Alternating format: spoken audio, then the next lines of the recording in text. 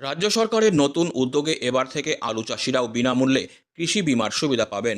ধান পাট সহ অন্যান্য ফসলের মতো এবার আলু চাষিদের শস্য বীমার জন্য আর প্রিমিয়াম দিতে হবে না।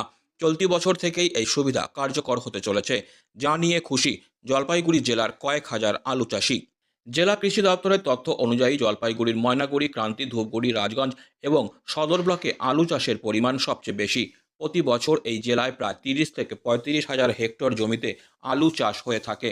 তবে আবহাওয়ার প্রতিকূলতা, প্রাকৃতিক বিপর্যয় এবং রোগবালাইয়ের কারণে ফসলের ক্ষতি হলে চাষিদের বড় ক্ষতির মুখে পড়তে হয়।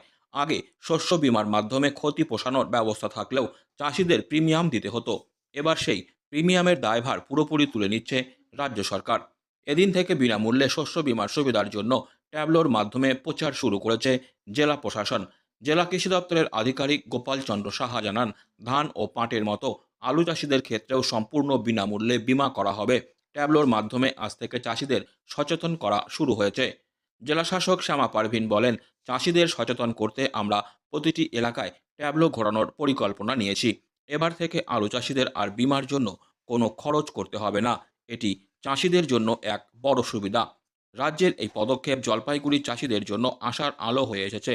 আলু চাষের ঝুঁকি কমানোর পাশাপাশি এই সুবিধা চাষিদের আর্থিক চাপ অনেকটাই লাঘব করবে বলে আশা প্রকাশ করেছেন বিশেষজ্ঞরা। ট্যাবলোর মূল উদ্দেশ্য হচ্ছে আমাদের জেলা তথা আমাদের রাজ্যে যে রবি মরশুমে যে সমস্ত ফসলগুলো চাষ হয় সেগুলোর আমরা বীমা করাচ্ছি।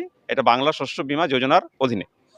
যদি কৃষকরা এই বীমাটা করিয়ে রাখে তাহলে ভবিষ্যতে যদি ফসলের কোনো ক্ষতি হয় তাহলে তার ক্ষতিপূরণটা সেই কোম্পানির থেকে কৃষকরা পেয়ে যাবে। এবং সেটা প্রচার করার জন্য আজকে ট্যাবলো উদ্বোধন করা হলো। মাননীয় ডিএম ম্যাম উদ্বোধন করলেন। এই ট্যাবলোটা সমস্ত আমাদের জলপাইগুড়ি জেলার সমস্ত ব্লকে এটা ঘুরবে যাতে কৃষকরা জানতে পারে। এছাড়াও আমরা আরও বিভিন্নভাবে এটা প্রচার করছি। ট্যাবলো একটা মাধ্যম, তার মাধ্যমে প্রচার করা হচ্ছে কৃষকদেরকে। আলুটাই ১ম আলুটা গত বছরও ছিল, কিন্তু গত বছর একমাত্র আলুতেই প্রিমিয়াম দিতে হতো কৃষককে। কিন্তু এবছর থেকে রাজ্য সরকার আলুর ক্ষেত্রেও প্রিমিয়ামটা মকুব করে দিয়েছে। অর্থাৎ যত ফসল আছে কোনো ফসলের জন্য কৃষককে আর কোনো প্রিমিয়াম দিতে হবে না। টার্গেট কি রয়েছে? কতজন ফার্মার কে টার্গেট গত বছর আমাদের ছিল টোটাল রবি মরশুমে প্রায় 56,000 এর একটু বেশি কৃষককে আমরা এই শস্য বীমার আওতায় আনতে পেরেছিলাম। কিন্তু আলুতে খুব কম হয়েছিল।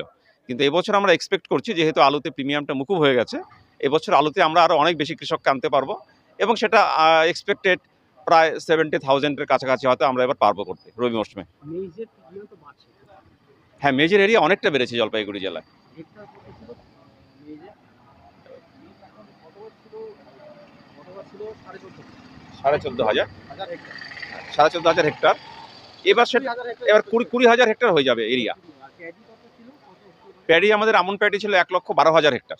আমাদের এগ্রিকালচার ডিপার্টমেন্টের আন্ডারে বাংলা শস্য বীমা যোজনা ওর অন্তর্গত আজকে আমরা রবি সিজন জন্য ফার্মার্সকে রেজিস্ট্রেশন করা হবে, ওর জন্য ওদেরকে অ্যাওয়ারনেস করার জন্য ট্যাবলো আজকে উদ্ঘাটন করা হলো। এটা আমাদের প্রত্যেক ব্লককে এটা ঘুরবে, রুট প্ল্যান করা আছে, যেখানে যেখানে যেরকম ফার্মার্সের বেশি আছে, মানে হোল্ডিং এরিয়া যেখানে চাষবাস হয় ওখান থেকে ওই জায়গা থেকে এটা ঘুরবে। এই যোজনা অন্তর্গত উইদাউট এনি প্রিমিয়াম, মানে জিরো অ্যামাউন্ট দিতে হবে চাষিদেরকে।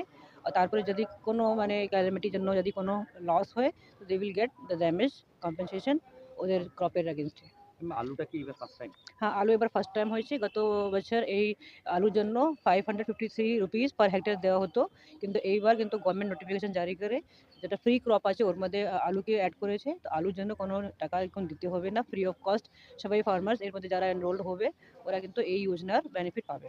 ম্যাম, একটা বিষয় হচ্ছে আমাদের জেলায় প্রচুর আলু হয়। লিজ নিয়েও অনেকে আলু চাষ করে। সেক্ষেত্রে কি তারা বীমা পেতে পারে? লিজ নিয়ে যারা আলু চাষটা করে, জমি হ্যাঁ, লিজ নিয়ে, হ্যাঁ, সেক্ষেত্রেও কি পেতে দেওয়ার সমস্যা যারা হচ্ছে? আলু যারা রেকর্ড হবে জমি ওদের